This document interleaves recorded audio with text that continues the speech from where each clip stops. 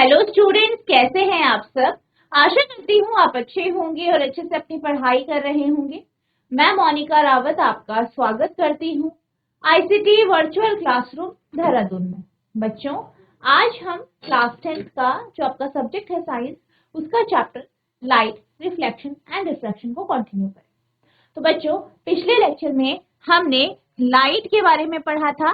Light क्या होती है, हमने ये जाना था कि लाइट जो है, प्रकाश जो है, वो एक प्रकार की ऊर्जा होती है जिसके कारण हम वस्तुओं को देख पाते हैं। इसके बाद हमने लाइट के द्वारा की जाने वाली जो परिघटना है, जैसे कि रिफ्लेक्शन यानी परावर्तन, इसके कॉन्सेप्ट को जाना था, रिफ्लेक्शन ऑफ लाइट के कॉन्सेप्ट को जाना था, और साथ ही साथ हमने इसको पढ़ा था कि किस प्रकार से किसी दर्पण पर अगर लाइट पड़ती है तो परावर्तन किस तरीके से होता है, ये भी हमने देख लिया था। हमने परावर्तन के प्रकार देखे थे, ठीक है, मिश्रित परावर्तन, ठीक है, इसके बारे में जाना था।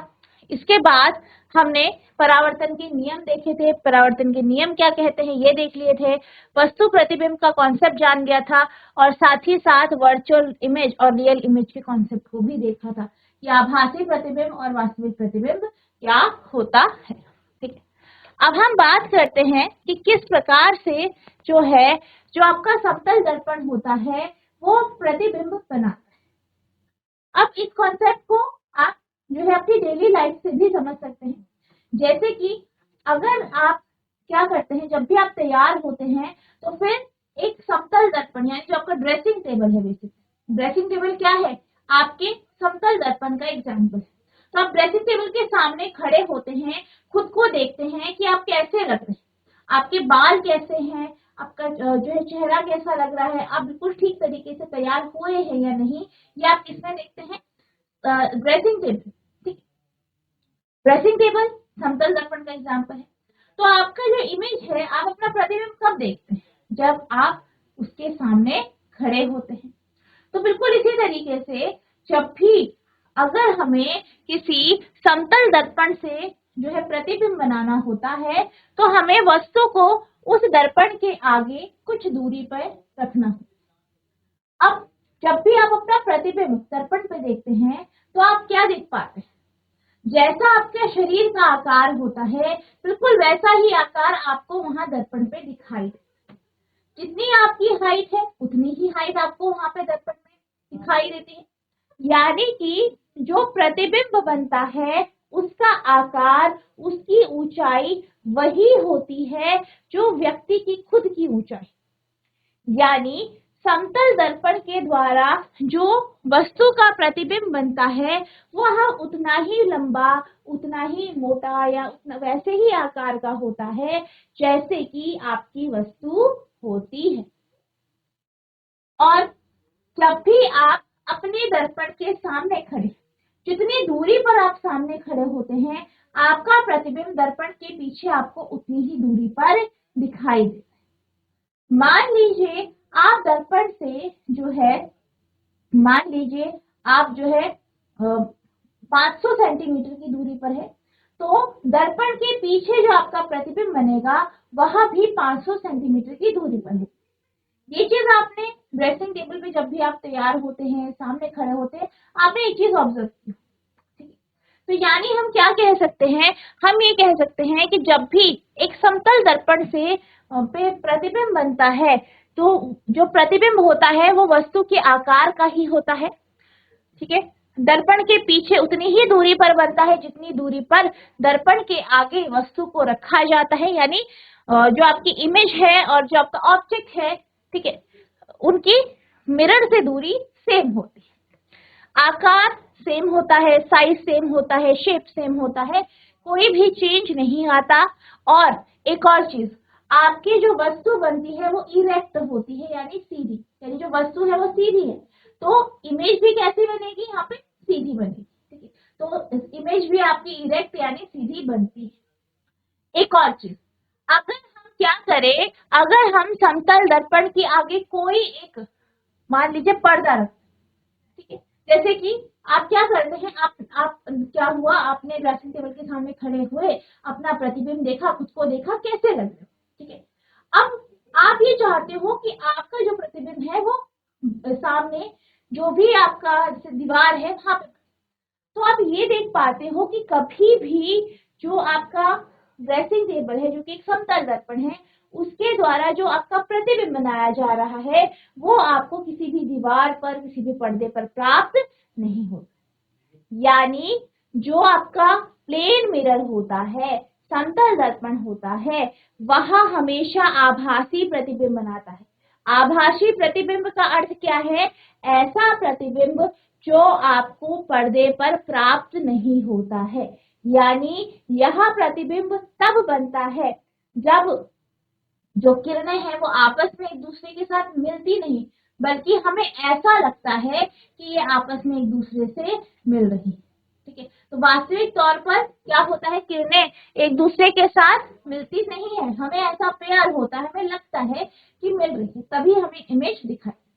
ठीक है, तो आपको हमेशा ध्यान रखना है कि जो आपका समतल दर्पण होता है, प्लेन मिरर होता है, इसके द्वारा जो प्रतिबिंब बनाया जाता है वो वर्चुअल होता है यानी आभासी होता है, सीधा होता है यानी इरेक्ट होता है, उसी साइज का होता है जिस साइज की आपकी वस्तु है। ठीक है, दर्पण के पीछे उतनी ही दूरी पर बनता है जितनी दूरी पर वस्तु को दर्पण के आगे रखा। अब एक और चीज आपने देखा होगा, जब भी आप घर में ड्रेसिंग टेबल के सामने खड़े होते हैं कुछ इस तरीके से, और आप क्या करेंगे, अपना जो आपका राइट हैंड है यानी दाहिना हाथ है उसे इस तरीके से रखेंगे या इस तरीके से उठाएंगे, तो और आप क्या करेंगे, अपनी इमेज को यानी अपना प्रतिबिंब आप दर्पण में देखेंगे, तो आपको ऐसा लगेगा कि आपने उठाया तो जो है राइट हैंड है, दाहिना हाथ है, लेकिन दर्पण में ऐसा लग रहा है कि आपने बायां हाथ उठाया।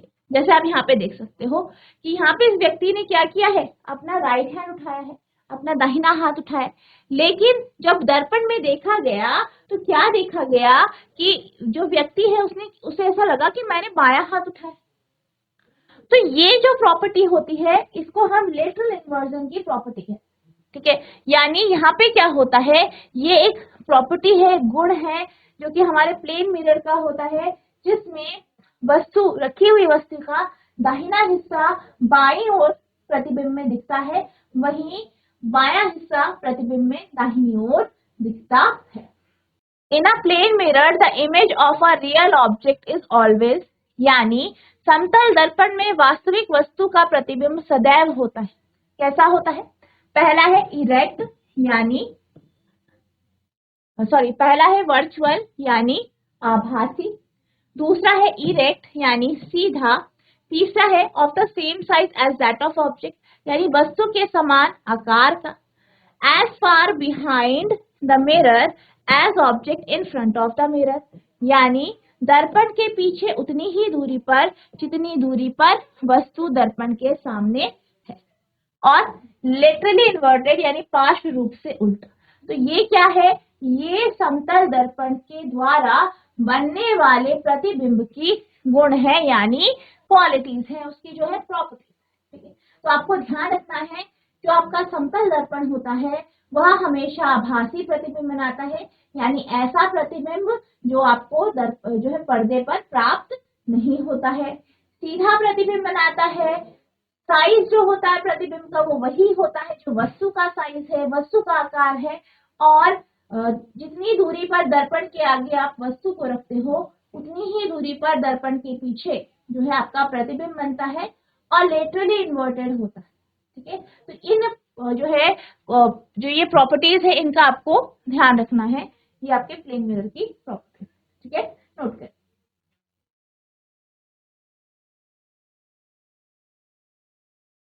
अब हम बात करते हैं लेटरल इन्वर्जन। अभी हमने क्या कहा, अभी मैंने ये कहा कि जो है प्लेन मिरर की एक प्रॉपर्टी है जिसमें हम क्या करते हैं, अगर हम दर्पण के सामने खड़े होते हैं और जो है बायां हाथ उठाते हैं तो दर्पण में हमें हमारे प्रतिबिंब का दाहिना हाथ जो है उठा हुआ मिलता है, या हमें लगता है कि हमने जो है दर्पण में दाहिना हाथ उठाया है, और जब हम बायां हाथ उठाते हैं जब हम दाहिना हाथ उठाते हैं तो हमें लगता है दर्पण में हमने बायां हाथ उठाया। ठीक है, इस प्रॉपर्टी को हम लेटरल इन्वर्जन कहते हैं। अब इसका उपयोग आपका अलग अलग जगह किया जाता है, जैसे कि आपने देखा होगा जो एम्बुलेंस होती है, एम्बुलेंस में जो एम्बुलेंस लिखा होता है वो जो है लेफ्ट टू राइट यानी बाएं से दाहिनी ओर की जगह दाईं से बाईं ओर लिखा जाता है। ऐसा क्यों किया जाता है? ऐसा इसलिए किया जाता है क्योंकि एम्बुलेंस का यूज बेसिकली जो आपके पेशेंट्स होते हैं या जो इमरजेंसी की कंडीशन में जो पेशेंट्स होते हैं उनको घर से हॉस्पिटल ले जाने के लिए किया जाता है। अब मान लीजिए कि कोई एम्बुलेंस चल रही है, तो ऑब्वियस सी बात है सड़क में चल रही होगी एम्बुलेंस, और हो सकता है ट्रैफिक हो।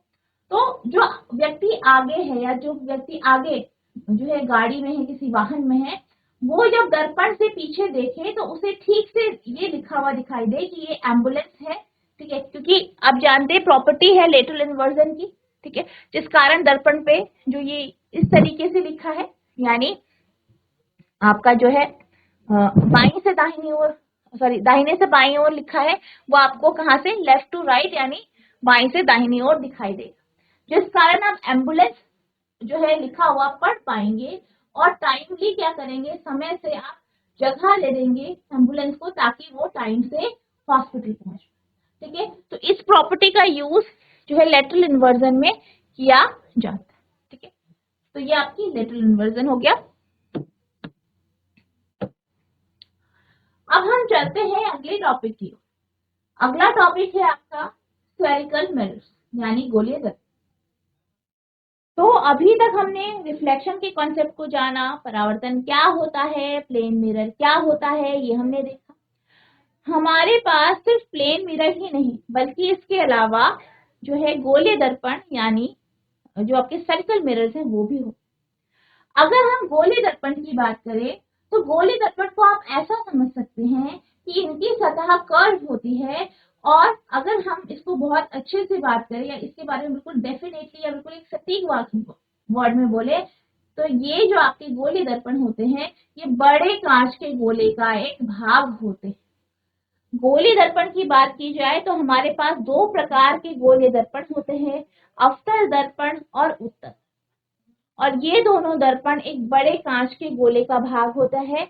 इनकी रिफ्लेक्टिंग सरफेस किस आकार में है उस अनुसार ही जो है हमने इनको जो है इनका नाम होता है, यानी दोनों प्रकार की आपकी यहाँ पे दर्पण। ठीक है, तो हम स्फेरिकल मिरर के बारे में देख लेते हैं। स्फेरिकल मिरर क्या है, गोलीय दर्पण क्या है। Spherical mirrors are the mirrors having curved surface, having curved surfaces that are painted on one side। ठीक है, गोलीय दर्पण वह दर्पण है जिनकी एक सतह जो है पेंटेड होती है, और इसकी जो सतह होती है वो कैसी होती है, कर्व यानी घुमावदार। Spherical mirrors in which inward surface are painted are known as convex mirror, यानी वह गोलीय दर्पण जिसकी अंदर की सतह पेंटेड होती है उसे हम क्या कहते हैं, कॉन्वेक्स मिरर्स कहते हैं।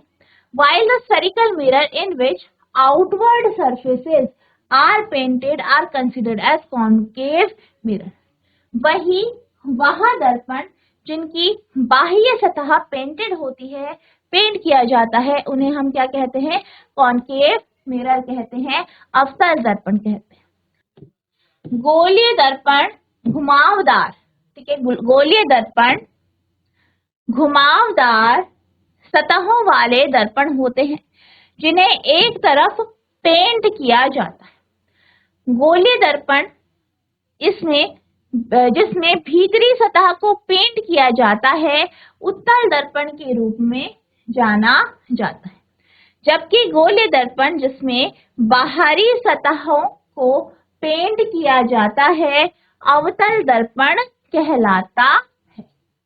ठीक है, तो ये आपका क्या है, स्फेरिकल मिरर है। ये आपके दो प्रकार के स्फेरिकल मिरर है। ठीक है, गोलीय दर्पण है, तो ये पहला जो है आपका ये है अवतल दर्पण। अब यहाँ पे आप अवतल दर्पण की बात करें तो यहाँ पे जो आपकी परावर्तक सतह होती है, रिफ्लेक्टिंग सरफेस होती है, वो इस तरीके से कर्व होती है, ठीक है। और पीछे की सतह जो कि आपकी पॉलिश की जाती है, तो परावर्तक सतह है ये है आपकी, ठीक है। इसको आप इस तरीके से भी बनाते हैं। नेक्स्ट है आपका कॉन्वेक्स मिरर यानी उत्तल दर्पण।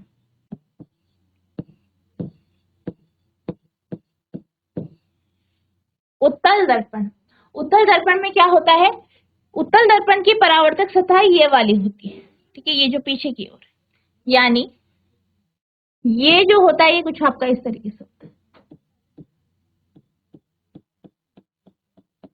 ठीक है, ये इसकी रिफ्लेक्टिंग सरफेस, ठीक है। तो ये आपका उत्तल दर्पण है। उत्तल दर्पण का जो है रिफ्लेक्टिंग सरफेस उभरा हुआ होता है, इसकी परावर्तक सतह उभरी हुई होती है। वहीं अवतल दर्पण की जो सतह होती है वो अंदर को धंसी हुई होती है, ठीक है। अवतल दर्पण, उत्तल दर्पण, ठीक है, इस तरीके से आप बनाएंगे, ठीक है, ड्रॉ करेंगे।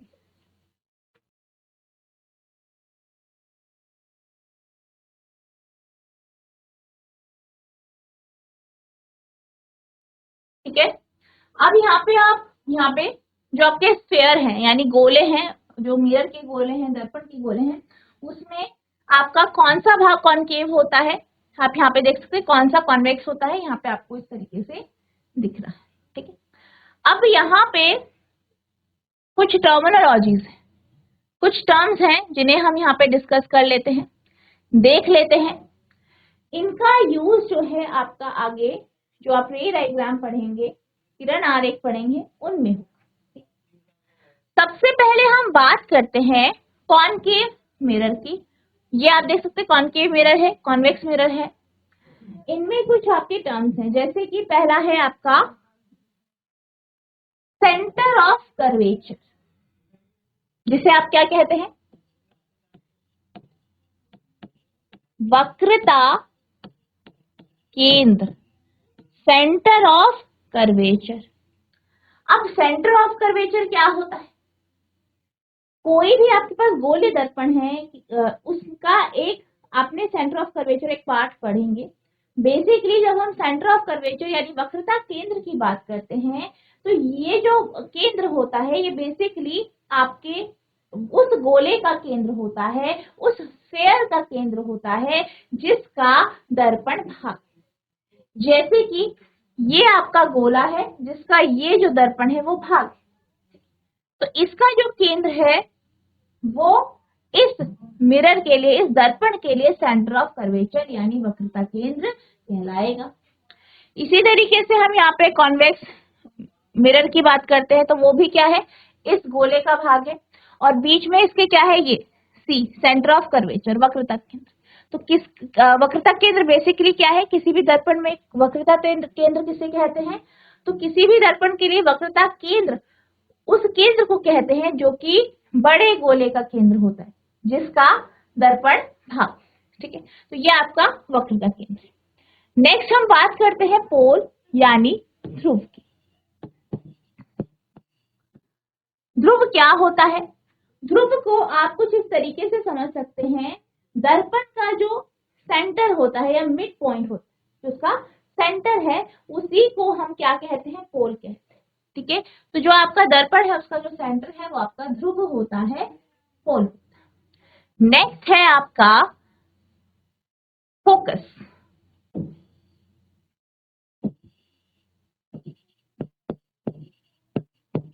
नेक्स्ट क्या है, फोकस। फोकस क्या,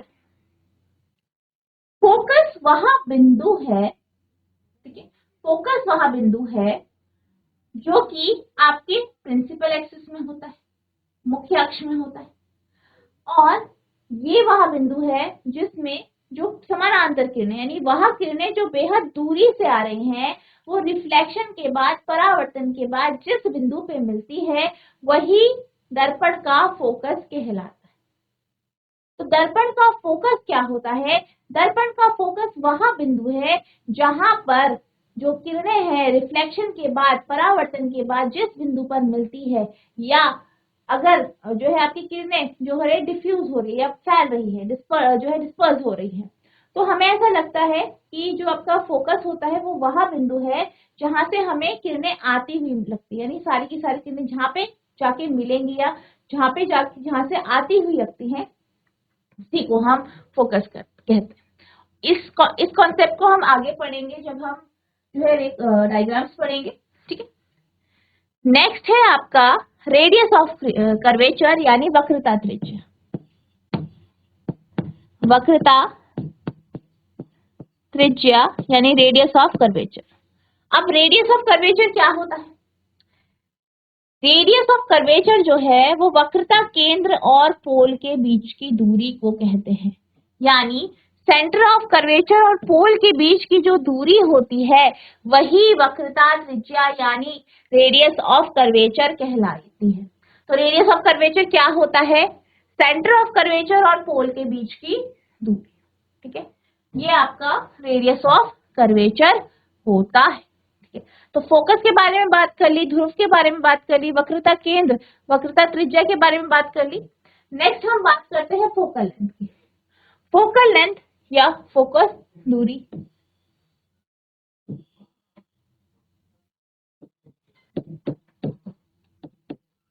फोकल दूरी, फोकल लेंथ या फोकल दूरी, ठीक है।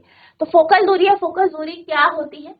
बेसिकली ये जो है पोल यानी ध्रुव और फोकस के बीच की दूरी होती है।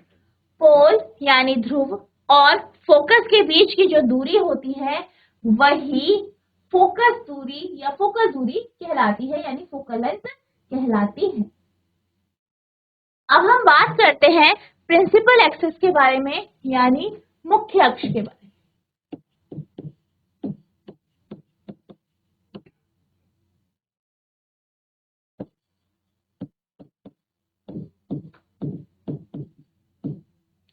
प्रिंसिपल एक्सिस यानी मुख्य अक्ष। तो प्रिंसिपल एक्सिस यानी मुख्य अक्ष क्या है? प्रिंसिपल एक्सिस यानी मुख्य अक्ष वह जो है काल्पनिक रेखा है, वो इमेजिनरी लाइन है जो सेंटर ऑफ कर्वेचर, फोकस और पोल से होके गुजरती। क्या कहा मैंने कहा कि प्रिंसिपल एक्सिस यानी मुख्य अक्ष वह रेखा है जो सेंटर ऑफ कर्वेचर, फोकस और पोल से होकर गुजरती है, यानी ध्रुव, फोकस और वक्रता केंद्र से होकर गुजरती है, ठीक है। तो आई होप आपको समझ में आ गया होगा कि मुख्य अक्ष क्या होता है। अब ये जो हमने यहाँ पे टर्म्स पढ़ी हैं ये काफी इंपॉर्टेंट है, कई बार आपका क्वेश्चन में पूछ लिया जाता है कि ये क्या होता है। वन वर्ड जो आपके वन वर्ड वाले क्वेश्चन होते हैं या मल्टीपल चॉइस के जो क्वेश्चन आते हैं, बहुविकल्पीय प्रश्न आते हैं, उनमें इस प्रकार का प्रश्न पूछा जाता है। तो आपको जो है जो आपके डायग्राम है उसके हर एक पार्ट के बारे में पता होना चाहिए, ठीक है। अब हम इसे डेफिनेशन को हम देख लेते हैं, क्या डेफिनेशन दी गई है, इन्हें हम समझ लेते हैं। पहला है पोल यानी ध्रुव। The geometric center of the spherical surface of mirror is called the pole of mirror. दर्पण के गोलाकार सतह के ज्यामितीय केंद्र को दर्पण का ध्रुव कहते हैं, या ध्रुव कहा जाता है, ठीक है। तो पोल क्या होता है? पोल बेसिकली ज्योमेट्रिकल सेंटर है एक बड़े जो दर्पण के गोला है उसका। नेक्स्ट है प्रिंसिपल एक्सिस यानी मुख्य अक्ष। प्रिंसिपल एक्सिस यानी मुख्य अक्ष। तो मुख्य अक्ष क्या होता है? प्रिंसिपल एक्सिस क्या होती है? It is a straight line joining the pole of the mirror to the centre of curvature, ठीक है। तो मुख्य अक्ष क्या है? मुख्य अक्ष यहाँ दर्पण के ध्रुव को उसके वक्रता केंद्र से मिलने वाली सीधी रेखा है, ठीक है। जो ध्रुव और वक्रता केंद्र से जो रेखा मिलती है, जो इमेजिनरी लाइन है, उसी को हम मुख्य अक्ष कहते हैं, यानी प्रिंसिपल एक्सिस कहते हैं। नेक्स्ट है सेंटर ऑफ कर्वेचर, वक्रता केंद्र। The centre of curvature of a mirror is the centre of the sphere of which the mirror is a part. वक्रता केंद्र क्या होता है? दर्पण का वक्रता केंद्र उसे गोले के केंद्र, उस गोले का केंद्र होता है जिसका दर्पण एक भाग है। तो वक्रता केंद्र क्या है? वक्रता केंद्र उस गोले का केंद्र है, उस बड़े दर्पण के गोले का केंद्र है, जिसका आपका जो दर्पण है वो भाग है। ठीक है, तो ये आपकी डेफिनेशंस हैं, कुछ नोट कीजिए इसे।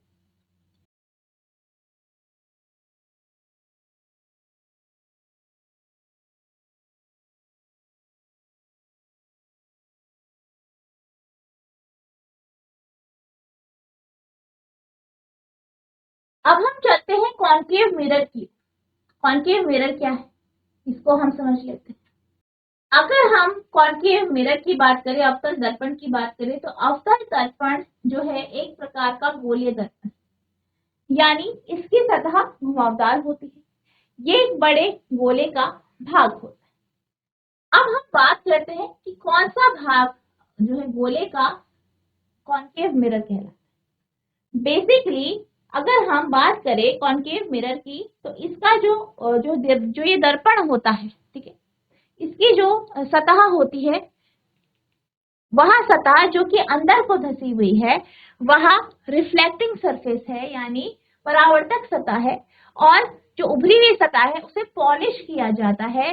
तो इस प्रकार की जो सतह बनती है, इस प्रकार का जो आपको दर्पण प्राप्त होता है, वह आपका कॉन्केव मिरर यानी अवतल दर्पण। तो अवतल दर्पण क्या होता है? If a hollow sphere is cut into parts, यानी एक अगर खोखला गोला उसे काटा जाए हिस्सों में, and the outer part of the cut part is painted, और उसका बाह्य जो बाहरी भाग है उसे पेंट कर दिया जाए, then it becomes a mirror with its inner surface as reflecting surface. तो फिर क्या होता है? तो फिर ये दर्पण बन जाता है, जिसकी जो अंदर वाली सतह है वो क्या है? रिफ्लेक्टिंग सरफेस है, परावर्तक सतह है। This type of mirror is known as concave mirror. इस प्रकार का जो दर्पण होता है वो कॉन्केव मिरर यानी अवतल दर्पण होता है। यदि एक खोखले गोले के भागों में काट दिया जाए और कटे हुए भाग की बाहरी सतह को रंग दिया जाए, तो यहाँ एक दर्पण बन जाता है, जिसकी आंतरिक सतह परावर्तक सतह के रूप में होती है। इस प्रकार के दर्पण को अवतल दर्पण कहते हैं। ठीक है, तो अवतल दर्पण को आपको ध्यान रखना है कि बाहरी सतह को हम पेंट कर देते हैं, और जो अंदर वाली सतह है, जो घुमावदार सतह है, वो रिफ्लेक्टिंग सरफेस यानी परावर्तक सतह का काम करती है। ठीक है, तो ये आपका कॉन्केव मिरर होता है। अब हम बात करते हैं अवतल दर्पण की गुणों की, यानी इसकी जो विशेषता है उनके बारे में बात करेंगे। बेसिकली अवतल दर्पण वह दर्पण होता है जिसमें अगर जो है पैरेलल रेज यानी समानांतर किरणें अगर पड़े, प्रकाश की समानांतर किरणें पड़े, तो वो क्या करती हैं? वो एक बिंदु पे मिलती है, जिसको हम फोकस कहते हैं। जैसे कि मान लीजिए ये आपका दर्पण है, कॉन्केव मिरर।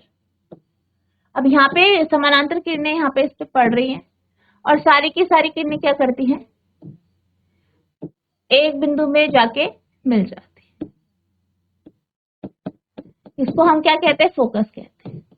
ठीक है, तो यानी कि जो इस पे किरणें पड़ती है वो एक बिंदु पे मिलती है, एक बिंदु पे कन्वर्ज होती हैं, और इसको हम क्या कहते हैं?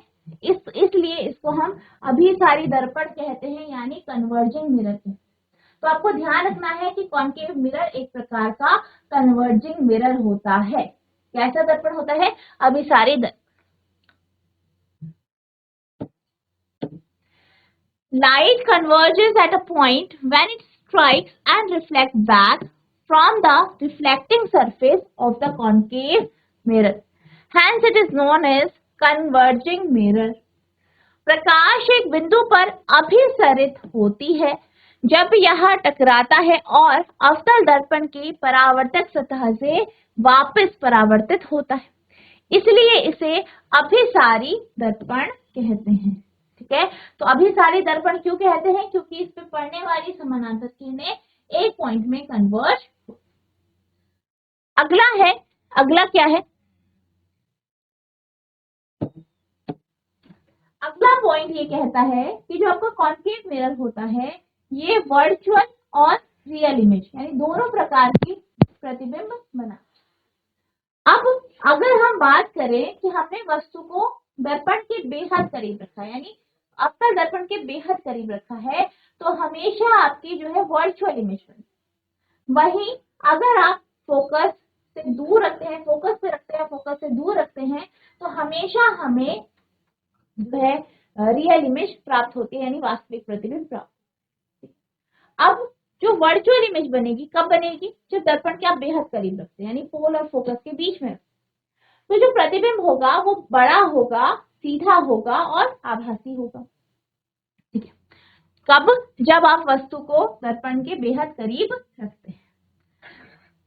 When the concave mirror is placed very close, when the concave mirror is placed very close to the object, a magnified, erect and virtual image is obtained. जब अवतल दर्पण को वस्तु के बहुत निकट रखा जाता है तो आवर्धित, सीधा तथा आभासी प्रतिबिंब प्राप्त हो। ठीक है, तो ये आपकी कुछ विशेषताएं हैं, नोट कीजिए। तो बच्चों आज हमने जो है स्फेरिकल मिरर्स के बारे में पढ़ा, गोलीय दर्पण के बारे में पढ़ा। हमने ये जाना प्लेन मिरर क्या होता है, किस प्रकार के जो है जो प्रतिबिंब है इसके द्वारा बनाया जाता है। कॉनकेव मिरर के हमने कैरेक्टरिस्टिक्स भी यहाँ पे कुछ कैरेक्टरिस्टिक्स डिस्कस की हैं। आई होप आपको ये सारी विशेषताएं समझ में आई होंगी। नेक्स्ट लेक्चर में हम आगे की जो विशेषताएं हैं उन्हें डिस्कस करेंगे और आपके जो रे डायग्राम है उन्हें हम यहाँ पे देखेंगे कि किस तरीके से रे डायग्राम बनते हैं। ठीक है, तो जितना जब को पढ़ाया गया है रिवाइज करना है। कोई भी डाउट होगा तो नेक्स्ट लेक्चर में आप पूछ सकते हैं। तो बच्चों आज के लिए बस इतना ही, मिलते हैं अब नेक्स्ट सेशन में। तब तक के लिए thank you and have a nice day.